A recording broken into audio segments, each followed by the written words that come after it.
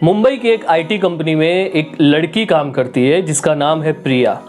रोज़ सुबह ऑफिस जाके कॉफ़ी लेके अपने डेस्क पे बैठती है और डेस्क पे बैठने के बाद उसका रोज़ का एक रूटीन बन चुका है, उसको स्टॉक मार्केट के न्यूज़ पे नज़र डालना ही डालना है। लेकिन आज से कुछ महीनों पहले उसको स्टॉक मार्केट के बारे में कुछ पता ही नहीं था।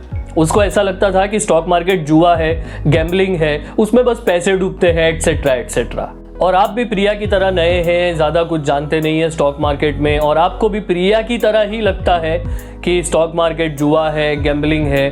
तो आज आपके सारे मिथ मैं ब्रेक करने वाला हूँ, सारे जो भी डाउट्स है वो मैं आपके क्लियर करने वाला हूँ। और आज का ये वीडियो सिर्फ और सिर्फ आपके लिए है। आज हम स्टॉक मार्केट के बेसिक्स को ब्रेक डाउन करेंगे, ये क्या है, कैसे काम करता है और आप कैसे इसमें इन्वेस्ट कर सकते हैं, ये सारी चीज़ें मैं आपको एक्सप्लेन करने वाला हूँ। But before starting the video, if you are new to the channel, please subscribe and hit the bell icon. Okay, let's start. तो आज से कुछ महीनों पहले की बात है, जब प्रिया अपने ऑफिस के कैंटीन में जब भी जाती थी, उसके कलीग्स लोग भी शेयर्स की बातें करते थे, स्टॉक्स की बातें करते थे। कोई रिलायंस के स्टॉक्स की बात कर रहा है, कोई इन्फोसिस के शेयर्स की बात कर रहा है। बट प्रिया बहुत क्यूरियस हो रही थी कि आखिर ये स्टॉक मार्केट काम कैसे करता है। तो सबसे पहले उसने टाइप किया what is stock market. So answer आया, स्टॉक मार्केट एक ऐसी जगह है जहां पे कंपनीज के शेयर्स खरीदे और बेचे जाते हैं। किसी भी कंपनी के शेयर्स को खरीदने का मतलब ये होता है कि उससे उसके एक पार्ट को, उसके एक हिस्से को ओन करना। आपने किसी भी कंपनी का एक शेयर खरीदा मतलब उसके एक शेयर के आप ओनर हो चुके। आप उस कंपनी की जो एनुअल मीटिंग्स होती हैं वहां पे आप जा सकते हैं, वहां पे आप पार्टिसिपेट भी कर सकते हैं एज अ शेयर होल्डर। तो जैसे ही आप किसी भी शेयर्स को ओन करते हो तो आपका गोल यही होता है कि आपकी इन्वेस्टमेंट ग्रो हो, राइट, आपकी इन्वेस्टमेंट बढ़े, आपको प्रॉफिट मिले। तो जितना प्रिया ने पढ़ा, जितना प्रिया ने रिसर्च किया, जितना प्रिया ने नॉलेज गेन किया, उसके साथ साथ उसको समझ में आने लगा stock market is not gambling, जुआ नहीं है। उसको अगर प्रॉपर अच्छी तरीके से जान के, समझ के, डिसिप्लिन के साथ, सिस्टम स्ट्रेटेजी के साथ अगर उसको किया जाए तो एक सॉलिड तरीका है वेल्थ क्रिएट करने का। लेकिन कोई भी नई चीज़ स्टार्ट करने के लिए हमें उसकी ABCD तो सीखनी पड़ती है, राइट। तो इसीलिए प्रिया ने सबसे पहले स्टॉक मार्केट के कुछ टर्म्स सीखे जो मार्केट में बहुत कॉमन है। ये कंपनी में आपकी ओनरशिप को रिप्रेजेंट करता है। मतलब जितने ज़्यादा आपके पास स्टॉक्स होते हैं, आपकी ओनरशिप उस कंपनी में उतनी ही ज़्यादा होती है। स्टॉक्स के इंडिविजुअल यूनिट्स को शेयर्स कहते हैं। जब मार्केट का ट्रेंड ऊपर की तरफ हो और लोग स्टॉक्स खरीदने के लिए, शेयर्स खरीदने के लिए बहुत ऑप्टिमिस्टिक होते हैं, खींचे चले जाते हैं, मार्केट में हर तरफ लोग buy signal buy signal buy signal देते रहते हैं। न्यूज़ वाले भी कहते हैं ये खरीद लो, वो खरीद लो, इन्फ्लुएंसर्स भी कहते हैं ये शेयर खरीद लो, इतने से इतना हो जाएगा। ये सारी चीज़ें जब इंडिकेट होती है तो उसको कहते हैं बुल मार्केट। जब सब तरफ से आपको पॉजिटिविटी ही दिख रही हो, उस टाइम पे जो भी चीज़ें होती है उनको बुल मार्केट कहते हैं। सो मेरा एक फ्रेंड था, 2021 की बात है। सो उसने ऐसे ही, उसको कोई पता नहीं था, कोई स्ट्रेटेजी नहीं थी, कोई सिस्टम नहीं था, कोई डिसिप्लिन नहीं था। उसने जस्ट, किसी ने, कोई न्यूज़ में आ गया कि ये स्टॉक खरीद लो, उसने खरीद लिया। किसी ने टिप दे दिया ये खरीद लो, उसने खरीद लिया। उसके बाद उसको मन में आया, कभी गूगल सर्च कर लिया उसने, वहाँ पे दिख गया कि ये स्टॉक अच्छा है तो ये खरीद लिया। कोई किसी भी तरीके का कोई भी एनालिसिस नहीं था। तो उस टाइम पे कोई रिस्क मैनेजमेंट नहीं था, कोई क्वांटिटी नहीं थी, कुछ भी नहीं था।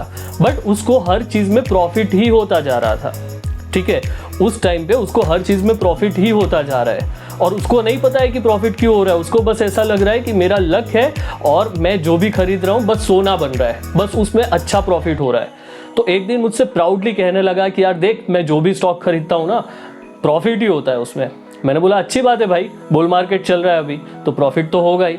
याद है आपको लॉकडाउन के बाद कैसे मार्केट ने ट्रेंड पकड़ा था और सारे स्टॉक मल्टी बैगर बन चुके थे। तो उस चीज़ को ये इंडिकेट करता है कि ये बुल मार्केट ही चल रहा है। जब मार्केट रोज़ नीचे की तरफ जाता है, रोज़ धड़ाम धड़ाम धड़ाम धड़ाम करके मार्केट गिर रहा है, रोज़ मार्केट में ब्लड बाथ हो रहा है, आपके पोर्टफोलियो के हर स्टॉक का जो कलर है वो लाल हो चुका है, हर जगह पे लाल इश्क दिखाई दे रहा है, उस टाइम पे अफरा तफरी मची हुई है, लोगों में फियर फैला हुआ है, कुछ लोगों ने तो कुछ गलत स्टेप्स भी ले चुके होते हैं because of the risk management, उन्होंने फॉलो नहीं किया होता है, तो इसलिए तो उसको कहते हैं बेयर मार्केट। मेरा वो फ्रेंड याद है जिसको हर स्टॉक में प्रॉफिट ही होता है, तो 2022 में एक दिन मिला और मुझे कहने लगा कि यार पता नहीं क्या हो गया है, मेरे हर स्टॉक में अब जो भी बाय करता हूँ उसमें नुकसान ही हो रहा है, मेरा बैड लक चल रहा है यार, ऐसा कहा उसने। तो मैंने कहा यार बैड लक नहीं चल रहा है बेटा, वो अभी बेयर मार्केट चल रहा है, तो इसलिए तू जो भी खरीद रहा है उसमें तुझे लॉस ही हो रहा है। तो इन शॉर्ट ये सारे टर्म्स को जानने और समझने के बाद प्रिया को इतना तो पता चल गया कि मार्केट हमेशा एक ट्रेंड में नहीं चलता है, कभी भी अप ट्रेंड में या कभी भी डाउन ट्रेंड में नहीं चलता है, मार्केट हमेशा साइकिल्स में चलता है। तो जब डिमांड और सप्लाई जिस तरीके से होती है, पूरा स्टॉक मार्केट एक चीज़ आप समझ लो, डिमांड और सप्लाई पे ही चलती है। तो जब मार्केट में किसी भी स्टॉक की या पर्टिकुलर चीज़ की या पर्टिकुलर कंट्री की डिमांड बहुत ज़्यादा होती है तो उसका इकोनॉमी ग्रो होता है, तो उसका स्टॉक मार्केट भी ग्रो होता है। और जिस टाइम पे सप्लाई बहुत ज़्यादा होती है, जिस टाइम पे लोग अपने पैसे निकाल रहे होते हैं उस कंट्री से या उस स्टॉक्स के या उस कंपनी से, उस टाइम पे वो इकोनॉमी डाउन जाती है, वो मार्केट डाउन जाता है, वो स्टॉक डाउन जाता है। सो इन शॉर्ट जो स्टॉक है, जो शेयर है, उसको कोई पर्टिकुलर इंसान ऐसा नहीं है कि कोई गैम्बलिंग है, कोई चला रहा है, कोई ऐसे कर रहा है, उसके पीछे पूरा एक बिजनेस है, उसके पीछे हजारों लाखों एम्प्लॉयज़ काम करते हैं और वो कंपनी का स्टॉक जब बढ़ता है तो उसके पीछे बहुत बड़ा रीज़न होता है उस कंपनी के बिजनेस की ग्रोथ। तो जब उस कंपनी के बिजनेस की ग्रोथ होती है तो शेयर प्राइस भी बढ़ता है, जब उस कंपनी में लॉस चल रहा होता है तो उसके शेयर प्राइसेस भी कम होते हैं, लेकिन स्टिल उसके बाद भी मार्केट में रोज प्राइसेस फ्लक्चुएट होते हैं क्योंकि ट्रेडिंग वॉल्यूम्स, लिक्विडिटी, ये सारी चीज़ें भी है, ये सारी टर्म्स भी मैं आपको बताऊंगा आगे आने वाले वीडियोस में। लेकिन इम्पॉर्टेंट ये है कि आप हमेशा अपने रिस्क मैनेजमेंट के अकॉर्डिंग ही सोच के, समझ के, पूरा एनालिसिस करके उसके बाद आप इन्वेस्ट करें। तो ये सारी नॉलेज इकट्ठा कर लेने के बाद प्रिया ने फाइनली डिसाइड किया तो वो अपना स्टेप रखेगी स्टॉक मार्केट में। तो उसका सबसे पहला स्टेप क्या है? सबसे पहले डीमैट अकाउंट चूज करना है। तो उसने अपने लिए एक कॉस्ट इफेक्टिव और उसके हिसाब से इजी जो भी उसको डीमैट अकाउंट लगा उसमें उसने सबसे पहले डीमैट अकाउंट चूज कर लिया। लाइक इंडिया में अभी Zerodha, grow, Upstox, angel one, ऐसे कुछ ब्रोकर्स हैं, डिस्काउंट ब्रोकर्स हैं जो अभी चल रहे हैं। तो कुछ लोग उसमें फिर डिपेंड करता है कि आप कौन से सेगमेंट में ट्रेड करने वाले हो, आप इंट्राडे करने वाले हो, आप ऑप्शन फ्यूचर्स करने वाले हो, आप कमोडिटी करने वाले हो, कैश सेगमेंट्स में करने वाले हो, swing trading, positional, momentum, long term करने वाले हो, तो उसके अकॉर्डिंग, या फिर अगर आपको सिर्फ इन्वेस्टमेंट करना है तो सिर्फ आप म्यूचुअल फंड करने वाले हो। तो ये सारी चीज़ें अपने माइंड में क्लियर हो जाने के बाद, इस सारी चीज़ों को माइंड में रखने के हिसाब से आप अगर जब डीमैट अकाउंट चूज़ करेंगे तो आप एक अच्छा डिसीजन लेंगे। तो आपके लिए मैं एक काम करूंगा, इन तीनों चारों जो भी कंपनीज़ के मैंने नाम लिए उनकी जो लिंक है वो डिस्क्रिप्शन में मैं डाल दूंगा। आपको इनमें से जो भी ठीक लगे उसमें आप ले सकते हो, डीमैट अकाउंट अपना ओपन कर सकते हो। अब तक प्रिया को इतना तो समझ में आ गया था कि भाई किसी भी स्टॉक में इन्वेस्ट करने से पहले, किसी भी कंपनी में इन्वेस्ट करने से पहले रिसर्च करना कितना ज़रूरी है। तो सबसे पहले उसने इंडियन कंपनीज़ को स्टडी करना स्टार्ट किया। उसने देखा कि कौन सी कंपनीज़ कंटिन्यूअसली अप ट्रेंड में है, कौन से सेक्टर्स अभी कंटिन्यूअसली अप ट्रेंड में है, या फिर किसी भी कंपनी का फाइनेंशियल हेल्थ कैसा है, लाइक उनके बिजनेस में बिजनेस अभी कैसा चल रहा है, उनके प्रॉफिट्स कैसे हो रहे हैं, उनके रेवेन्यू कैसे हो रहे हैं, उनको काम कैसा मिला है, उसके हिसाब से उनका फ्यूचर पोटेंशियल कितना है। तो अगर प्रिया का जो व्यू है कि ऐसा है कि अगर उसको 4-5 साल के लिए अगर उसको इन्वेस्ट करना है तो ये सारी चीज़ें देखना ज़रूरी है, और अगर 10 साल, 15 साल, 20 साल के लिए अगर इन्वेस्ट करना ज़रूरी है तो भी ये सारी चीज़ें देखना ज़रूरी है। अगर आप शॉर्ट टर्म के लिए करते हो तो फिर आपको टेक्निकल एनालिसिस करना पड़ेगा, अगर आप लॉन्ग टर्म के लिए करते हो तो आपको फंडामेंटल एनालिसिस करना पड़ेगा, अगर आप मिक्सचर कर रहे हो, अगर आप पोजिशनल कर रहे हो, 1-2 साल के लिए कर रहे हो, तो फंडा टेक्नो करना पड़ेगा आपको, फंडामेंटल और टेक्निकल एनालिसिस वो दोनों करना पड़ेगा, वो आपको सीखना पड़ेगा, ये सारी चीज़ें। तो स्टार्टिंग में तो ढूंढते ढूंढते रिसर्च करते करते प्रिया को एक अच्छा स्टॉक मिल गया और उसने सोचा कि अपना सारा पैसा उस स्टॉक में लगा दे। लेकिन उसके बाद क्योंकि प्रिया कंटिन्यूअसली लर्निंग कर रही थी, राइट, तो इसलिए उसने फिर डाइवर्सिफिकेशन का कॉन्सेप्ट सीखा। तो उसको पता चला कि नहीं नहीं नहीं नहीं, सारे पैसे एक ही स्टॉक में लगाने से बहुत प्रॉब्लम हो सकती है, या सारे पैसे एक ही सेक्टर में लगाने से बहुत ज़्यादा प्रॉब्लम हो सकती है। अगर वो पर्टिकुलर स्टॉक गिर गया या अगर वो ही पर्टिकुलर स्टॉक सेक्टर गिर गया तो उसका सारा लॉस हो जाएगा, सारा पैसा उसका लॉस हो जाएगा। तो फिर उसने सोचा कि नहीं, मैं अब सारे सेक्टर्स में, कुछ 3-4 सेक्टर्स में या कुछ 3-4 स्टॉक्स में मैं अपना पैसा इन्वेस्ट करूंगी।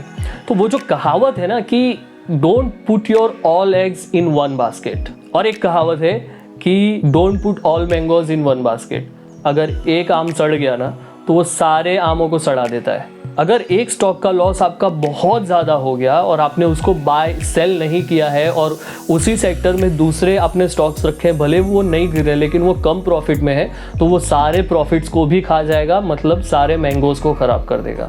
तो यहाँ पे बहुत ज़रूरी है कि आप डाइवर्सिफाई करें अपने पोर्टफोलियो को। ओवर डाइवर्सिफाई भी नहीं करना है, लेकिन हाँ, डाइवर्सिफाई करना is very important while investing in the stock market, investing in anywhere. So back to the Priya story. So Priya ने ये सारी चीज़ें जानने के बाद अपना जो पोर्टफोलियो है उसको काफ़ी डाइवर्सिफाई कर दिया। उसने कुछ पैसे आईटी सेक्टर में लगाए, कुछ बैंकिंग में, कुछ एफएमसीजी में, कुछ रियल्टी में लगाए, कुछ इंफ्रास्ट्रक्चर में। तो इस तरीके से उसने जो पोर्टफोलियो है उसको पूरा डाइवर्सिफाई कर दिया, ताकि एक सेक्टर अगर गिरता भी है तो दूसरा सेक्टर उसको सपोर्ट कर लेता है। ये बात ध्यान में रखिए कि एक ही स्टॉक में या एक ही सेक्टर में आपका पूरा पैसा नहीं लगाना है, आपको उसको डाइवर्सिफाई करना बहुत इम्पोर्टेंट है। और उसके बाद जब आप ये सारी चीज़ें कर लेते हैं तो उसके बाद सबसे इम्पॉर्टेंट चीज़ जो है ना वो है कंपाउंडिंग। कंपाउंडिंग, एल्बर्ट आइंस्टाइन ने कंपाउंडिंग को, द कंपाउंडिंग इफेक्ट को दुनिया का 8वां अजूबा कहा था, 8th wonder of this world. वो ऐसे काम करता है ना कि अगर आप किसी भी प्रॉफिट को 5 साल रख दोगे तो उसका प्रॉफिट आपको कम दिखेगा, लेकिन उसको 10 साल रख दोगे दुगना हो जाएगा, 15 साल रखोगे 5 गुना, 10 गुना, 20 गुना हो जाएगा, 20 साल रख दिए 100 गुना भी हो जाएगा, उससे ज़्यादा भी हो सकता है। The power of compounding is very important while investing in the stock market, while investing in anywhere, in any asset. तो ये सारी चीज़ें, कंपाउंडिंग इफेक्ट और ये सारी चीज़ें जानने के बाद प्रिया ने डिसाइड किया कि वो अपने पैसों को लॉन्ग टर्म के लिए ही इन्वेस्ट करेगी। रोज रोज जो मॉनिटर करना है ये सारी चीज़ों से वो बच सके, because she is doing the job. Okay, तो जॉब के साथ उसको टाइमिंग नहीं मिल सकता है, बट उसके साथ साथ उसने ये भी सीखा कि शॉर्ट टर्म ट्रेडिंग और लॉन्ग टर्म ट्रेडिंग में दोनों में फ़र्क क्या है। शॉर्ट टर्म ट्रेडिंग में क्या है कि आपको बहुत ज़्यादा टेक्निकल एनालिसिस और बहुत ज़्यादा चार्ट पैटर्न्स, ये वो दुनिया भर की चीज़ें आपको आनी चाहिए, क्योंकि टेक्निकल एनालिसिस और शॉर्ट टर्म ट्रेडिंग बहुत ज़्यादा रिस्की होती है। टेक्निकल एनालिसिस अगर आपको आ गई, उसको आपको सीखना पड़ेगा, उसमें आपको टाइम देना पड़ेगा, बहुत ज़्यादा टाइम देना पड़ेगा। जो लोग आपको कहते हैं कि मैं आपको 2 दिन में, 4 दिन में, 1 घंटे में, आधे घंटे में, 5 दिन में, 10 दिन में सिखा दूंगा, दे आर लाइंग। क्योंकि 1 घंटे, आधे घंटे, 1 दिन में, 2 दिन में टेक्निकल एनालिसिस जैसा कॉन्सेप्ट नहीं सीख सकते। और अगर आपको ऐसा लगता है कि आपने मार्केट में आज ही इन्वेस्ट कर दिया और कल ही आपका पैसा डबल हो गया, नॉट पॉसिबल। क्योंकि एक चीज़ आप समझिए, एफडी 10 साल में आपका पैसा डबल करता है, गोल्ड आपका 4 से 5 साल में, 7 साल में आपका पैसा डबल करता है। जो रियल एस्टेट है वो 5 से 10 साल लगते हैं, या 2 से 3 साल, 4 साल लगते हैं आपका पैसा डबल करने में, या 10 से 12 साल भी लग सकते हैं। नॉट अ पर्टिकुलर, मैं कोई ऐसा टाइमिंग नहीं बता रहा हूँ। अगेन, डिमांड एंड सप्लाई पे ही सब कुछ डिपेंड करता है, लेकिन एफडी में तो फिक्स होता है। और देखा गया है कि गोल्ड ने 8-9%, 10% से ज़्यादा तो कभी रिटर्न दिया ही नहीं है, बट एक चीज़ है कि कंटिन्यूअसली ग्रो करते रहा है।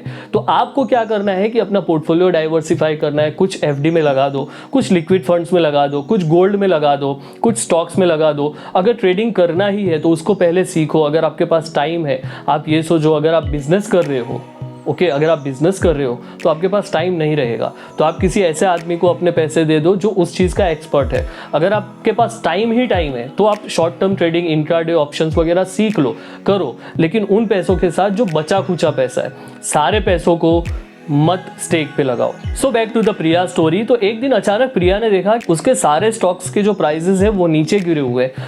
जहाँ पे उसको 10% का प्रॉफिट हो रहा था वहाँ पे उसको 5% पे आ चुके हैं, कोई 2% पे आ चुके हैं, कोई 2% माइनस में, या कोई 5% या कोई 10% माइनस में चल रहे हैं। तो क्या होता है ना कि इमोशन मैनेजमेंट यहाँ पे बहुत ज़रूरी होता है। जिस टाइम पे हमारे पैसे लगे होते हैं मार्केट में और वो हमारी आंखों के सामने red green red green red green हो रहा होता है, झुपुक झुपुक झुपुक झुपुक, दिमाग काम करना बंद कर देता है, उस टाइम पे इमोशन मैनेजमेंट करना बहुत बहुत बहुत इम्पॉर्टेंट है। उस टाइम पे सिर्फ और सिर्फ क्या काम आता है, आपकी लर्निंग्स काम आती है, आपकी स्ट्रेटेजी काम आती है, आपका सिस्टम काम करता है, आपका डिसिप्लिन काम करता है। तो आपको हमेशा याद रखना है कि एक सिस्टम, एक डिसिप्लिन, एक स्ट्रेटेजी के अकॉर्डिंग आपको इन्वेस्ट करना है या उसके अकॉर्डिंग ही आपको ट्रेड करना है। तो प्रिया ने वही किया, उसने अपनी लर्निंग्स याद की और अपने सिस्टम को ही उसने फॉलो किया और वैसा करते करते ही उसने उसको फिर या तो बेचा या उसके हिसाब से ही उसने डिसीजन लिया। तो ये सारी चीज़ें करते करते प्रिया को इतना तो समझ में आ गया कि भाई देखो, fluctuations is the part of this investing game, is the part of this stock market game. इसमें सिर्फ और सिर्फ आपकी लर्निंग ही काम आती है। अगर आपने सोच समझ के सही एनालिसिस करके और उसके बाद इन्वेस्ट किया है तो आपका पोर्टफोलियो जो है वो ग्रो करेगा ही करेगा, डेफिनेटली करेगा। आपको पता होना चाहिए, ट्रेड लेने से पहले आपको पता होना चाहिए कि आपको कब बाय करना है, कब सेल करना है, कब पार्शली बाय करना है, कब पार्शली सेल करना है, कब पिरामिडिंग करना है। ये सारी चीज़ें बहुत डीप कॉन्सेप्ट है जिनको मैं धीरे धीरे करके टच करूंगा आगे आने वाले वीडियोस में, but these are important points. तो प्रिया की फाइनेंशियल जर्नी हमें ये सिखाती है कि स्टॉक मार्केट में अगर सक्सेस पानी है, स्टॉक मार्केट के थ्रू अगर वेल्थ क्रिएट करनी है, तो नॉलेज, पेशेंस और एक सॉलिड प्लान की ज़रूरत होती है, जिसकी वजह से आप अपने गोल्स को अचीव कर सकते हैं। ये एक ऐसे सफ़र की तरह है जो टाइम तो लेता है, लेकिन अगर आप कंसिस्टेंट रहते हो, कंटिन्यूसली चलते जाते हो, कंटिन्यूसली सीखते जाते हो, तो एक दिन आपका गोल ज़रूर ज़रूर ज़रूर पूरा होता ही है। और उसके बाद अपनी फैमिली के लिए आप फाइनेंशियल फ्रीडम डेफिनेटली आप अचीव कर सकते हो। तो दोस्तों, ये थी प्रिया की फाइनेंशियल जर्नी की कहानी। और अगर आप भी प्रिया की तरह एक अच्छा फाइनेंशियल फ्रीडम अचीव करना चाहते हो या वेल्थ क्रिएट करना चाहते हो, तो उसके लिए नॉलेज लेना ज़रूरी है, रिसर्च करना ज़रूरी है, पेशेंस ज़रूरी है, डिसिप्लिन ज़रूरी है, कंसिस्टेंसी भी ज़रूरी है और अपने इन्वेस्टमेंट्स को टाइम देना भी ज़रूरी है। तो आई होप प्रिया की फाइनेंशियल जर्नी की जो कहानी थी वो आपको पसंद आई होगी, और अगर पसंद आई हो तो इस वीडियो को लाइक ज़रूर करें, शेयर करें उनके साथ जिनको आप चाहते हैं कि वो भी एक अच्छा नॉलेज गेन करें स्टॉक मार्केट के रिलेटेड। उनके साथ ये वीडियो को शेयर करें, और वीडियो पसंद आया तो वीडियो को लाइक करके चैनल को सब्सक्राइब करके बेल आइकन ज़रूर प्रेस कर दें। तो मिलते हैं नेक्स्ट वीडियो में। Till then, your choice, your decision.